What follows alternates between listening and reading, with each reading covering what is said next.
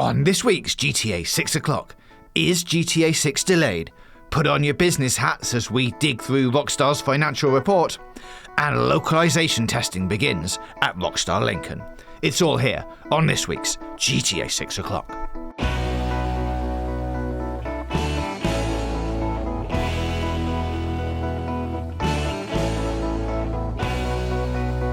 Hello and welcome to episode 11 of GTA 6 o'clock. Today we're covering a lot of different things, but before we do that, I should say I'm James, JJ Jarvis, and joining me today is of course Dan. Dan, you're smirking. Did you not on board with the JJ?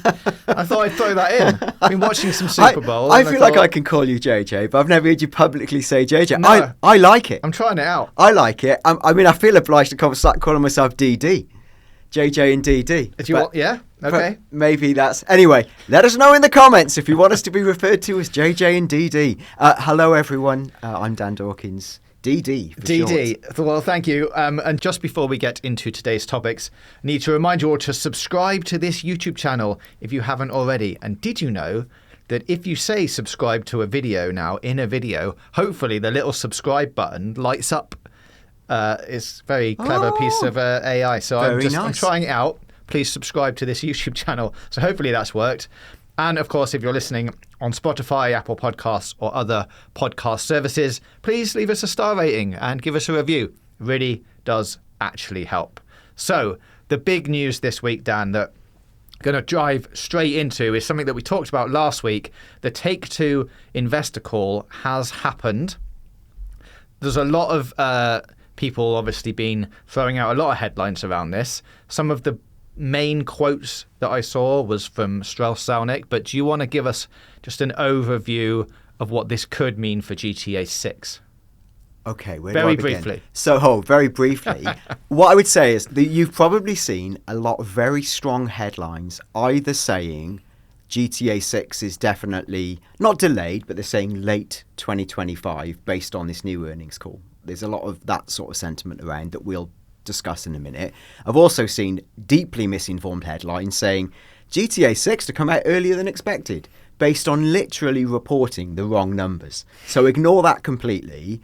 There is some merit to the idea that it's going to be later than we expected.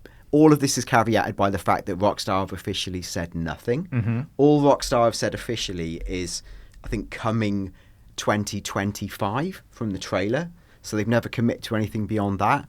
A lot of the community, including us, have speculated that it might hit what is Rockstar's fiscal 2025 year, which runs from April the 1st, 2024 to March the 31st, 2025. So to hit 2025, you're then pushing yourself into a window between Jan the 1st, 2025 and March the 31st, 2025. Now, the big headline from the earnings call was that Rockstar have revised their earnings projection for the financial year 2025 to be essentially $1 billion less than they were projecting around about a year ago.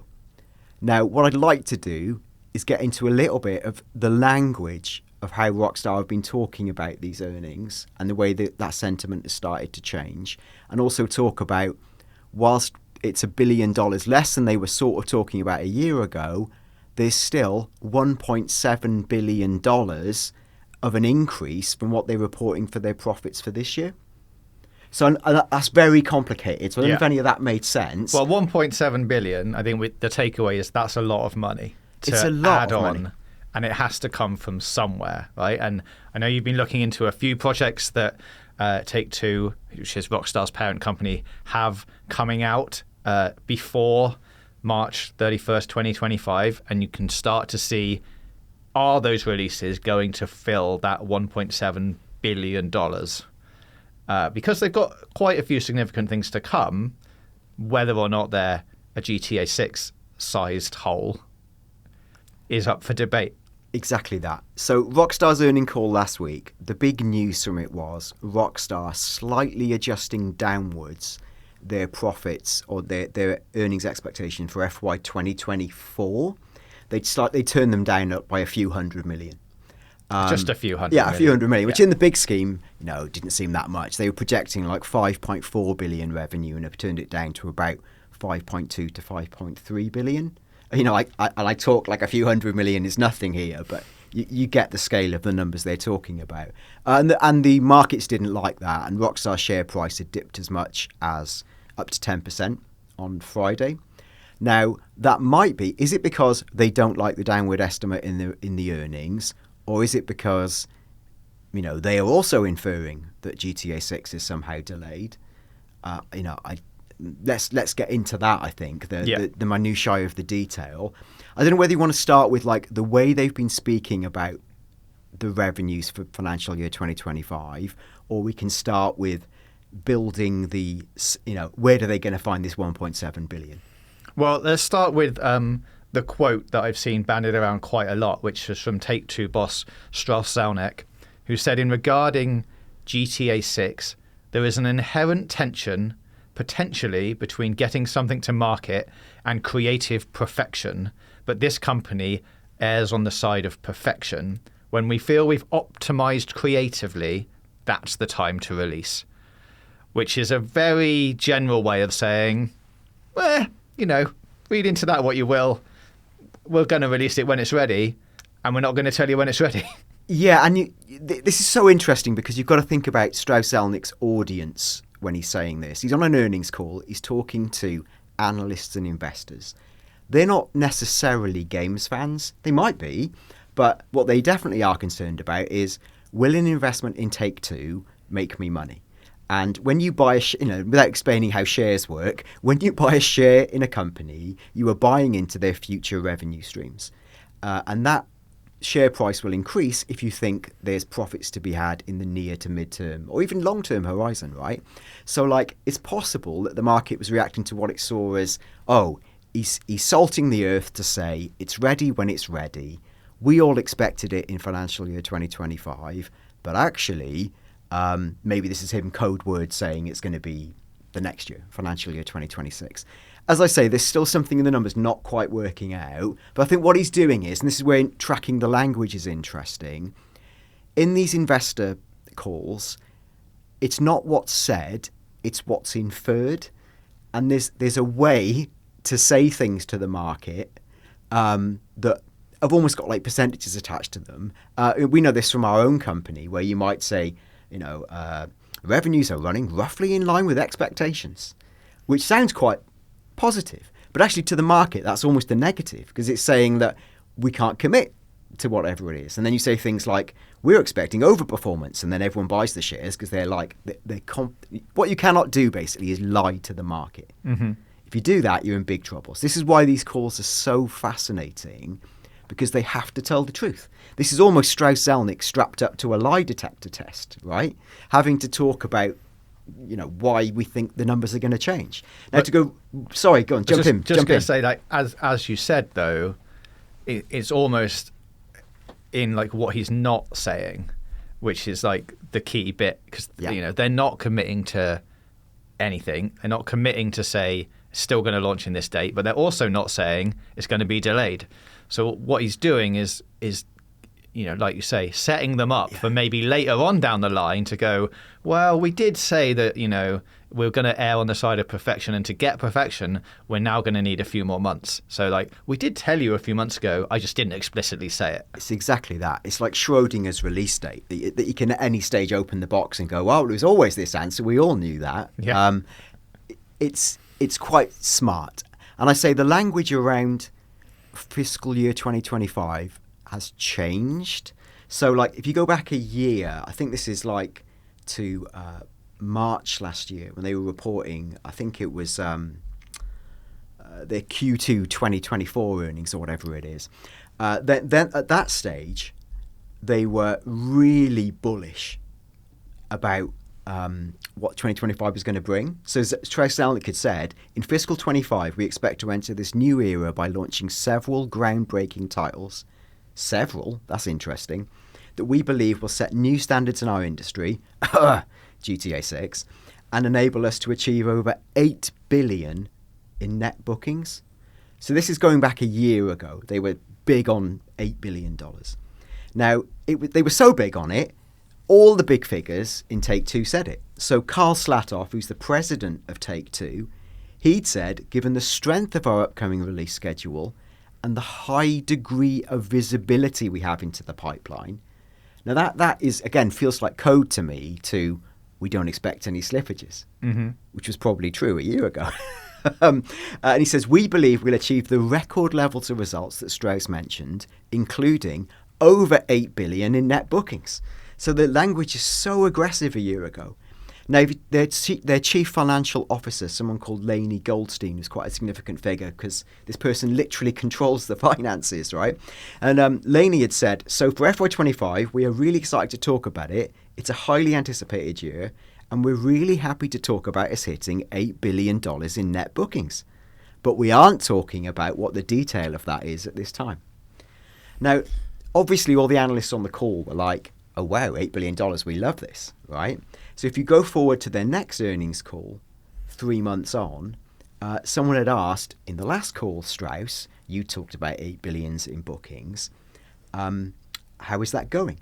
So I think someone had said, are you on track to make 8 billion in bookings and $1 billion in profit? So Strauss-Zelnick had said, so the answer to the first question is yes, as in yes to $8 billion. And Lainey, the CFO, will answer question 2. So it did feel at that stage, even 3 months on, they were really bullish. But if you fast forward to November last year, the language they used in the earnings call had started to soften. And this is still pre-GTA 6 announcement. And that's a really critical point. So this is November 2023, before GTA 6 had been publicly announced. They had said on the earnings call, in fact, Strauss-Zelnick was asked about, are you still on track for the 8 billion number? And Strauss had actually said, I'm passing this one to Lainey. Well done, Strauss. Pass it on. And actually then Lainey had to deliver the bad news about a number they'd never actually publicly committed to by writing it down. It's just that they'd said it in these calls. So Lainey said, with shifts in our pipeline, again, what are these shifts? Our expectations are that net bookings will now be below 8 billion, but not necessarily. So it really isn't a big change, and we expect growth in fiscal 26 as well. So the language had already started to soften below the 8 billion expectation last November, pre-trailer being released. So a lot of people have taken last week's earnings call as, oh my God, they've suddenly changed course. The change of course, much like you talked about with Strauss's sentiment about it's ready when it's ready, they'd already started to lay the ground for softer news, if you see what I mean. And there's a lot of other things going on here as well, which I think we can dive into, which isn't just related to GTA 6. Take-Two have a lot of other properties. They've got a number of key launches coming out this year, and certainly before March 31st, 2025, which don't necessarily relate to GTA 6. And some of those pipelines and things that they were talking about could relate to some of these titles. However, of course, they're not going to be as big as them, but it's like, collectively, do they make that difference? Because some of these things are significant, AAA titles that are coming out. Yeah, and some of them are mobile games. This is the nub of the matter. So a lot of journalists have reported they were once talking about 8 billion and it's dropped to 7 billion. Where's that 1 billion gone? What nobody seems to be talking about is this year they're projecting to make $5.3 billion, but they're very still firmly committing to $7 billion. There's that $1.7 billion gap, right? What's making up that $1.7 billion gap? Now, the obvious target would be to say, is it Zynga, who were the big casual mobile phone games firm they'd bought for an astonishing $12 billion back in 2022. Now, Zynga have lots of very successful but not blockbuster mobile games. And I went back through the maths of, like, what's a Zynga release worth, right? Like, is there enough Zynga games that we didn't know about that are going to make up that $1.7 billion gap. Now, you've got to bear in mind as well, they bought Zynga in 2022. Zynga's already part of their books. Mm-hmm. So it's not that suddenly, we've bought it on Zynga and there's 1.7 billion. That's already in the books, right? Yeah, the games that they've already released will have already been accounted for. So like of the ongoing microtransactions that those apps are generating are still going to be within those financials. So what you'd have to look at is new titles releasing on app stores and things. Yeah, absolutely that. So if you look at all of this is publicly listed, by the way. This is the amazing thing about it. You go on Take-Two's investor relations page. They've printed out essentially the truth because they're not allowed to lie, like I say. So they can hedge their bets, but they can't lie, right? So their lineup for mobile games in sort of 24 to 2026 is essentially being consistent from this financial year to the previous. The two big new additions there's a Game of Thrones Legends game, which is launching calendar 2024. Now, calendar 2024 could be fiscal 2024 or fiscal 2025, depending on where in calendar it drops. Yes, but it will be. Saying calendar 2024 means it's this year, right? Before December the 31st. Yes. 2024. Yeah. And so please, I know this is complicated. Please bear with us. And then they've also got a Star Wars Hunters game, another big property, also launching calendar 2024, which could be fiscal 24. It could be fiscal 25. They're huge properties. Star Wars and Game of Thrones are huge. What could that be worth, right? Could that be worth the 1.7 billion? Look, who knows? Maybe they'll be the most successful mobile games of all time. What I would say is, like, Zynga's most successful game in 2022 was worth about 200 million, which is significantly not 1.7 billion. In fact, it's about 7 to 8 times less. So even if the Game of Thrones game and the Star Wars game hit, let's say, 200 million in revenue for the year, you still got over $1 billion to make up. Yeah. I mean, even if they only overperformed by 100% and made 400 million each, you're only at 800 million, which is still almost $1 billion off. Yeah, 900 million off where you need to be. So then you look at the rest of their confirmed lineup and go, where's that 900 million, right? Now, one of those things could be, now Take-Two own a number of companies. They own Private Division. They've got their own publishing label. They've obviously got Rockstar. Now, a significant release they have, which is, essentially slated for officially TBA, so they haven't even committed to a year. Let's say it did come out in fiscal 2025 for the sake of argument, is Judas, which is the new release from Ken Levine, the guy who created BioShock. If you've seen Judas, it's a lot like BioShock, right? Yeah, if you've played BioShock, you will not be surprised by what this game looks like. Yeah, and it looks really cool, right? It looks really cool. It's the sort of game you think would be quite popular. But has it got the profile of BioShock when it was big? Probably not. Is that the type of game the world wants right now? I don't know. I mean, and if it doesn't have a date on it yet, it's falling into the same problem that GTA 6 had as, like, if you want to release this game, where are your beats for promoting it? When do you tell people that the date is happening? Then how do you do a preview? How do you do a second trailer? How do you build that hype all before, I mean, if it's coming out this year, the end of the year, which is now only 10 months away. I know. And I don't know. I just don't know. Like, it could be fiscal 25, but they have not committed to it. Or it's a super mega surprise drop, right? And it just happens. Or it's, tied up to some other kind of, it's on all platforms, but has it got some exclusive, Game Pass money? Yeah, and the big question is that a game that's going to make up, let's say, the remainder, the 900 million? Well, to look at historical precedent, BioShock Infinite, that when it came out was a really big deal, very heavily promoted. The BioShock series has been really popular and was quite fated. That, pick your numbers, that made somewhere between 100 million to $200 million. And that was BioShock Infinite. That was on multi-platform, hugely anticipated. Judas, to me, feels smaller.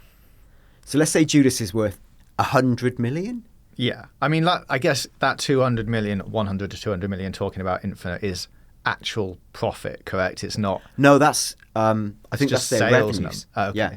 Now the rumor. This is where we're off piste again. The rumor is that Bioshock Infinite lost money because such was the cost and length of development.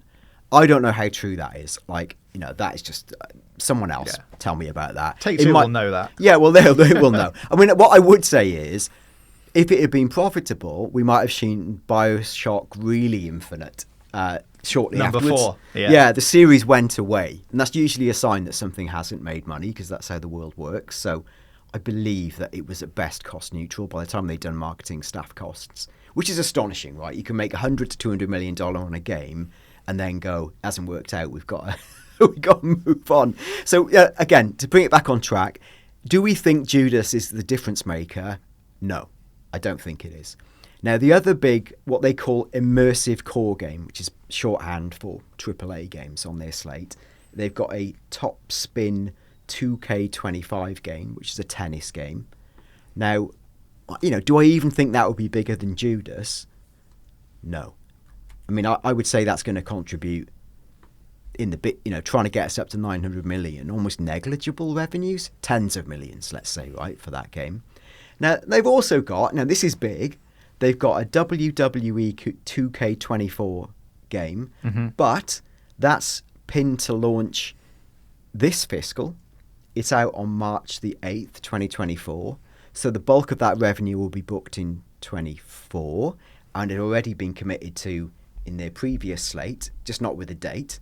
But because 3 months ago, they'd said WWE 2024, and the language they used was launching fiscal 2024. And in the latest call, they pinned a date on it. So they said, it is launching this fiscal, March the 8th. So you can track the language they use in their publicly listed release schedule to tie things up. So this is a very long way short of saying, I don't see where $1.7 billion in additional revenues is coming from within their stated lineup. You could say maybe if GTA Online performs as it always has performed, we've released the trilogy on Netflix that's doing well. We think Zynga's all up 10%. There's the Star Wars release, there's the Game of Thrones release, there's Judas, there's this. Maybe they're the most optimistic measurements in the world. You can get that up to about 7 billion. I don't see it. I just don't see it. So, unless there is a GTA, how are they still predicting $7 billion or just over for fiscal 2025? That's the mystery to me, and the thing that I feel nobody has adequately solved. Everyone's focusing on they've revised it back $1 billion, which sounds GTA sized, but 1.7 billion sounds very GTA sized. Now, I want to contextualize this by saying, actually, okay, great, Dan, that's a lot of dazzling numbers. What does all that mean? To put this in context, GTA 5, and you can pick your stats here, GTA 5 is believed to have made $1 billion within 3 days of release back in 2013.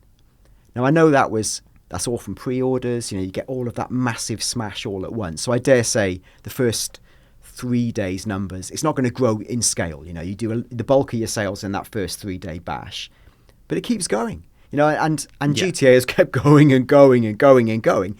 And and based on the sentiment, and Rockstar have committed to this, they say sentiment and interest in GTA 6 is higher than 5. So they're probably expecting the launch of GTA 6 to make even more than that. Well, I guess an extra 0.7 billion. Maybe 1.7 billion. And it would only have to be out, even if it did exactly the same as GTA 5, they could launch GTA 6 on, let's say it comes out on a Tuesday like all games do. They could launch GTA 6 on March the 26th, 2025, and then the 5 days of revenue they get up until the end of that fiscal year could be worth between $1 to $1.7 billion, depending on where you pick your... That's what the numbers would tell you. And I think there's a conflict at the heart of it, because you're right. Strauss-Zelnick on one hand is saying it's ready when it's ready. On the other, the numbers, to me, unless I'm missing something, don't add up.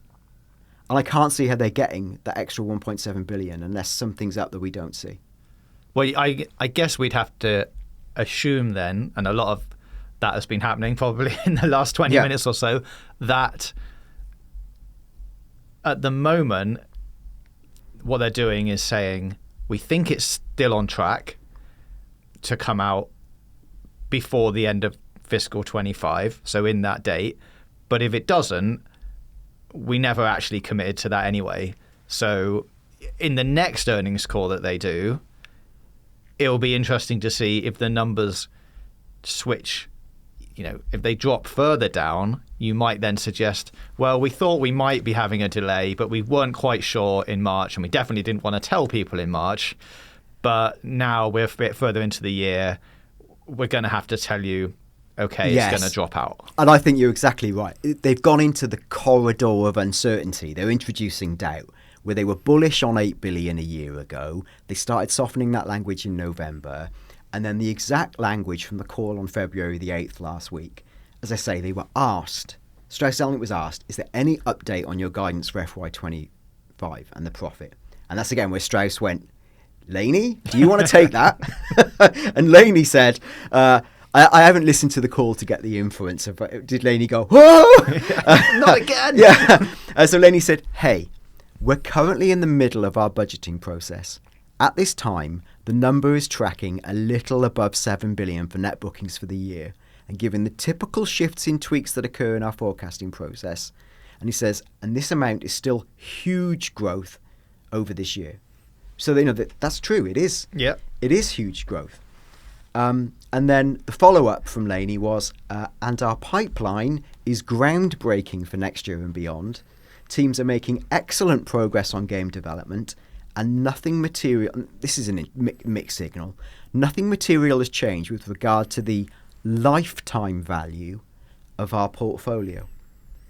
Now, I'll just stop there because lifetime value is all the years going forward as opposed to fiscal 25. Mm-hmm. So whether, again, that is a softening statement to say, don't worry, shareholders, all the money you think's coming is coming, but it's in the lifetime value, not in fiscal 25, maybe. But then Laney also said, this is also critical, and we'll provide our initial outlook for fiscal year 2025 when we report our Q4 and full year fiscal results in May. They haven't written down anywhere $7 billion, $8 billion, anything. They've just discussed it, right? Mm-hmm. They've never committed to it in writing. That will not happen until May. All eyes on that May call, because exactly what you said is right. They've kind of left both realities in play at the moment. In May, they're going to have to start writing some of this stuff down. Yeah. And I think that's where you go. Are they 1.7 billion, whatever? How much are they predicting more to make than this year? So that's a very, very, very long way of saying I'm not 100% either way. Like, my gut,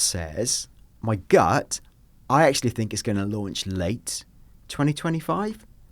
But the numbers don't entirely align with that. And I feel like what you said is right. They're kind of leaving both realities in play.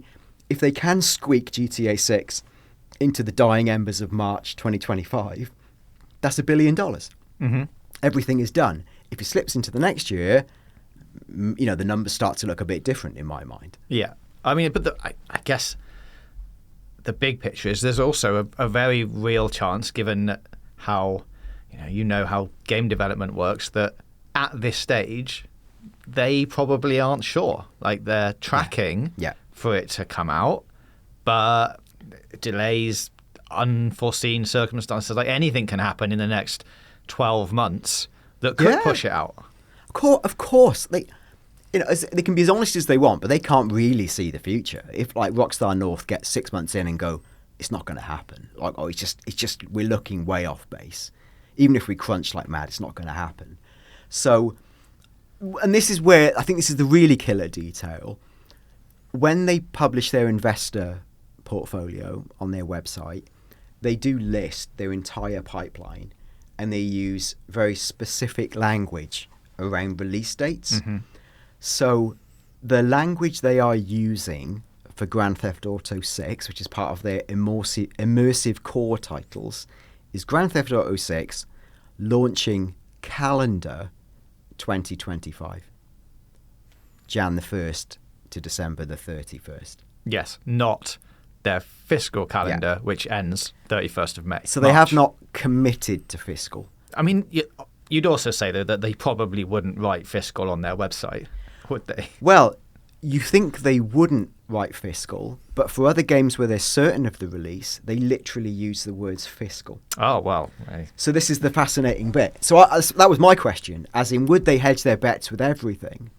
But if you go back to, and let's compare two sets of investor presentations, if I can just rapidly fire through my notes here. But if you go back to their pipeline from like 3 months ago, they were talking about, exactly like I said, the language they used when they described WWE 2K24, this is November last year, they said launching fiscal 2024. And in the last investor update, they committed to a date. So they were sufficiently confident 3 months ago to say fiscal. They are not sufficiently confident in GTA to say fiscal yet. No. But, okay, so playing devil's advocate here then, would you suggest that if they did write fiscal on there, though, it basically tells you when the game's coming out, and they don't want to do that in a financial statement or on a website before they can do it in a trailer, because if they write it down, it becomes like people like us will go, well, it's definitely going to come out before the end of March. It's exactly that. So that's a positive way to look at it, is they don't want to ruin their own surprise. The other way to look at it is they don't commit to it because they're not certain. But it's just telling the language is calendar. And look, they might even say calendar. It might be 2026. You don't know, right? Anything could happen. But from their language... Better not be 2026. No, that would be a no. No. But their language is calendar. And as the trailer says coming 2025, and the calendar aligns with the trailer. They haven't made any commitment. I just think that's really interesting. And when they are certain, they do use language like fiscal. Mm-hmm. So... Or like to go right back to the start of the conversation, there's been some really big swing headlines written about these financials. I don't have having gone through the numbers in depth, I don't have the confidence to say either way. I feel like all realities are still in play. What I would say is I don't see where $1.7 billion is coming from in the absence of GTA 6. I can't make... Again, I'm guesstimating like mad here. I can't make the other titles add up to 1.7 billion. So I've seen analysts like Michael Pachter take the position of, they were saying 8 billion, it's now 7 billion. GTA is definitely gone. What he's not addressing is where's the extra 1.7 billion. Okay, very interesting stuff. I will point out what I did hear you say during that half an hour there is that it was coming out on March 25th to give them 3 days before the launch. So let's just clip that out and keep that for when we have to revisit it in a few months later down the line when we get to the next earnings call, which you said was in May. Okay, so May, just to jump on that quickly, if things are going to change in May and it is going to look like that it's been delayed, May would feel like the perfect time to release trailer 2 in line with these financials to say, look, guys, we're really sorry it's being delayed a bit, but here's some new footage, here's some new screenshots. Maybe if it's just screenshots, just something to soften the blow of, yes, we're sorry, it's a bit late, here's some new stuff to look at and talk about for another few months. And the timing for that feels about right as well. If you're going to release a trailer in December, then you've got another one in May, tides you over for a few more months into the end of the year then, and then people will start getting excited. It would make a lot of sense. So let's see what happens in May. There's a few other things going on as well in the wider games world, which may or may not back up all of the things that you've just talked about. This is the time of year when a lot of the games companies are doing their financial calls, releasing statements and that kind of thing. There was an interesting one on the Ubisoft investor call from Yves Guillemot, who was asked about GTA 6, and they, in relation to, they're targeting March 2025 for a release of their Japan set Assassin's Creed Red, or it's codenamed Red right now. They're probably going to want to avoid GTA 6. They've moved some of their other releases around. He said, we see it for sure. We look at this and we are really organising things around the launch of the game, which we do not know exactly when it's going to happen. We consider it will be closer to our financial year 26 than our financial year 25. So they have targeted March 2025 for their release of their next Assassin's Creed game, thinking Rockstar aren't going to release GTA 6 at that time. So we're good to relaunch then. And if they are going to, we'll probably shift our launch to some other time because we don't want to compete with that. Yeah, I think that's a really interesting detail. What's also interesting is the timing, because Ubisoft's earning call was on the same day as Rockstar's. So did Yves Guillemot know what Rockstar was saying before he said what he said? I don't know. No, I don't know. No, I don't know. I don't know. And I also, as I say, and actually the takeaway from most people was, it's definitely going back to later in the year, which is, I suggest, may not be entirely true either. So who knows? And there's also a bit of a softening Eve did, where he was sort of saying, anyway, the release of GTA 6 is good for everyone because, a rising tide lifts all boats. Don't worry about our game. But let's face it, were Rockstar's GTA 6 to come out in the same day as Assassin's Creed, I can't imagine Ubisoft's shareholders high-fiving about that. No, that game will be shifted around to slightly later in the year, you would imagine. Yeah, who competes with GTA 6? Yeah, you don't. Okay, well, one last bit to pick up on this week, and it is all related into the development cycles and things, and that is that Rockstar Lincoln, which is the quality assurance and release management team within Rockstar, are looking for Spanish, Brazilian, Portuguese, French, German, Italian, and traditional Chinese localization testers. All of these roles are full-time permanent positions based on-site at Rockstar's unique game development studio in Lincoln, UK. Now, what this team actually do, there's a little bit of description. Obviously, it's as vague as you can make it, given the kind of things that you might be doing. What it doesn't say is, you will be localizing GTA 6, because that would be a madness. Yes. But what they do is provide high-quality localization on all Rockstar products and services. We work closely with all development teams to provide input during internationalization and localization development phases. We advise our external localization teams with the information they need to provide high-quality translation. We rigorously test all products and services to ensure final quality matches that which our end users expect on a Rockstar product. Which is basically saying you localize and you test the game and you make sure all the translations are correct in the game, but also it also covers like the whole media landscape, which is, press releases, websites into other languages, like all of that kind of stuff that team will be doing. Do all of those positions relate to GTA 6? Maybe. But as we've just been through, there are a lot of other games coming out that aren't, they're Take-Two games, they're not Rockstar games. So they could be doing a whole load of stuff, right? They could be adding things to GTA Online, which needs a load of localization.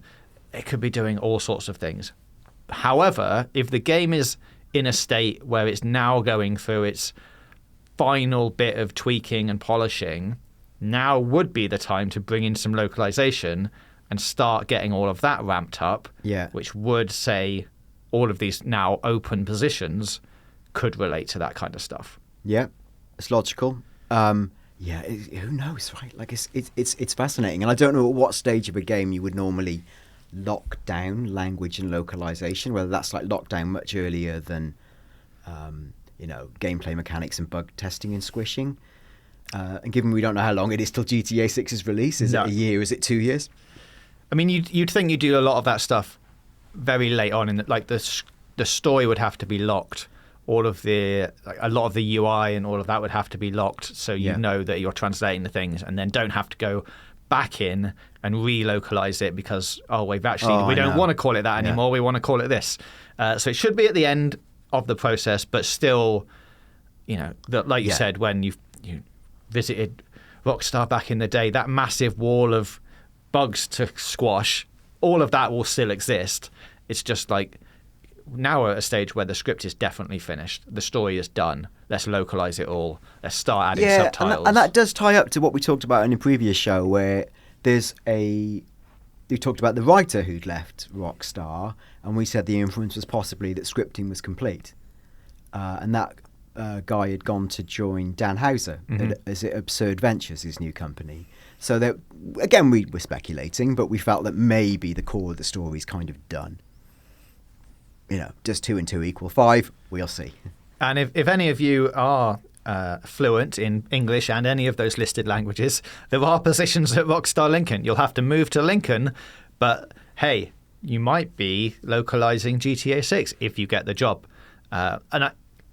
The more and more these things happen, and the more they have to open the net, obviously for them, the more dangerous it is in terms of leaks, right? Yeah. You start localizing a game into all those languages, it only takes one person I can't imagine the NDAs you have to sign to work on one of those things. Punitive. But it only takes one person to do something stupid, for the 5 minutes of fame that it will get them, to blow it all open again.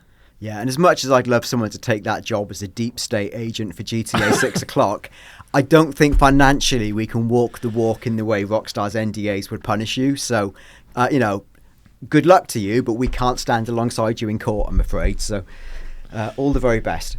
Thank you all for watching. Thank you all for your comments. Please keep getting in touch. We're at GTA V O'Clock on Twitter. Subscribe to this YouTube channel for new episodes 6 o'clock every Wednesday.